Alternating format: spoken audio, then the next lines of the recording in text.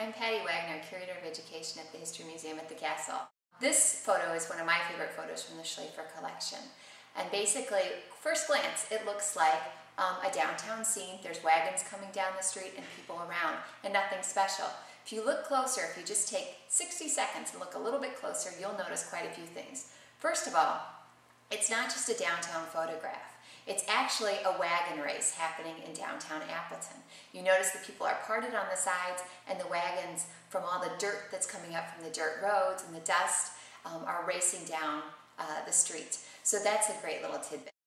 But then also, if you just take another few minutes and look around, you'll notice all the writing on the different buildings. You'll also notice the umbrellas that the women are carrying to help keep themselves cool in the summertime.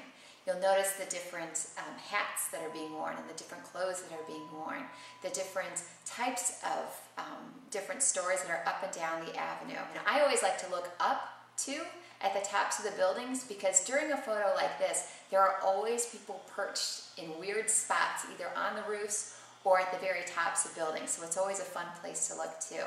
And one of my favorite parts of this picture is actually sort of in the middle of the photograph, or I should say in the middle of the crowd. There's a woman and a daughter holding hands. And I think when you start looking for little details like that, you can start to relate to the picture itself. You can sort of see yourself in the picture, and you can imagine the heat of the day.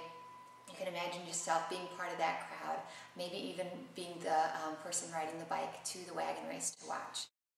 So I encourage you, next time you're walking by a photograph, instead of just walking by and judging it really quickly, just stop, take an extra 30 seconds, and look a little bit closer at that photograph.